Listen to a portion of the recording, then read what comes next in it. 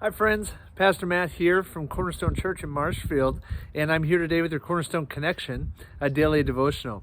Well, perhaps it's your first time jumping in with us today. If it is, welcome. We're so glad to have you, and let me encourage you. We are going through the New Testament this year at Cornerstone as we're reading through the New Testament, and we would love to have you join us. If you don't have a Bible reading plan as part of your normal personal daily worship plan, please consider joining us. Go to cornerstonemarshfield.com, click on the Bible reading plan image there, and jump right in with us today. We're in day 157 of that Bible reading plan, and we are in the Gospel of John, chapter 16 today. And let me just kind of set the scene for you. Jesus, of course, is kind of on his way to the cross.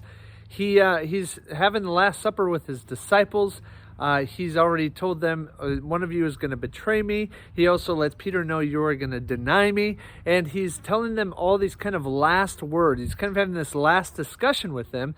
And like Jesus likes to do, he speaks in figurative language. And so all throughout this discussion in chapters 14, 15, and 16, the disciples have a lot of questions and they're not understanding. And you got to be thinking, man, if you're Jesus and you've spent 3 years with these guys, you got to be getting frustrated. Like you're about to go to the cross and your followers don't even know what you're talking about. Well, fortunately, we get to chapter 16, we get to verse 25. And Jesus says this, and I'll just read from verse 25 through verse 33 if you want to jump in with me today. Here's what it says. It says, though I've been speaking figuratively, a time is coming when I will no longer use this kind of language, but will tell you plainly about my Father. In that day you will ask in my name. I am not saying that I will ask the Father on your behalf. No, the Father himself loves you because you have loved me and have believed that I came from God. I came from the Father and entered the world. Now I am leaving the world and going back to the Father. And here comes the light bulb moment, okay, for the disciples. Here we go, verse 28. Then Jesus' disciples said, now you are speaking clearly and without figures of speech. Now we can see that you know all things and that you do not even need to have anyone ask you questions. This makes us believe that you came from God. Verse 31, you believe at last, Jesus answered, but a time is coming and has come when you will be scattered, each to his own home. You will leave me all alone. Yet I am not alone, for my Father is with me. Verse 33, I have told you these things so that in me you may have peace. In this world you will have trouble, but take heart. I have overcome the world. So the disciples finally come to this realization that Jesus, you are who you say you are. You are who you've been saying all along that you are. And we finally believe, and Jesus goes, all right, you believe. But just so you know, you're all going to scatter from me. I'm going to be left alone except for me and my Father.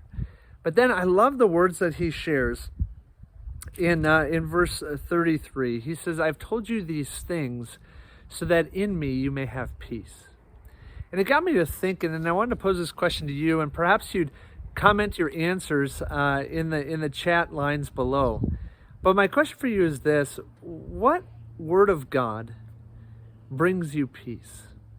You know, I think back to when I was a young teenager, and in times when I was afraid, a verse that always would come to mind was Joshua chapter 1, verse 9, where God says, have I not commanded you, be strong and courageous, do not be terrified, do not be discouraged, for the Lord your God will be with you wherever you go.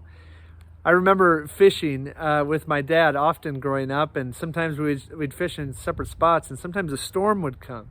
Someone would just give me some fear, and I remember just having that verse locked in memory and just knowing that I was not alone, that God was with me. And in more recent days and weeks, months and years, a verse that has been that word of peace for me has been 1 Peter 5:7. Cast all your anxiety on him. Why? Because he cares for you.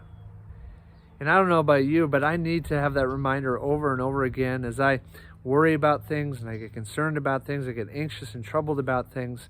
I'm reminded to cast that anxiety on God. And that word cast meaning transfer ownership of my anxiety, transfer the ownership of that over to God because he cares for me. He will take that. He will literally take ownership of that for me.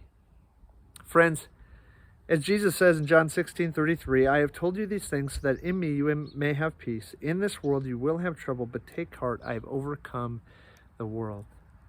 Friends, if I could tell you one thing out of today's message, cling to the Word of God. Cling to the Word of God, because it's in the Word of God that we are given the source of all truth. And as we learned today in John 16, we are given peace. Peace that comes from God himself. So friends, go in peace, cling to his word, and have a great day. We'll see you next time on the Cornerstone Connection.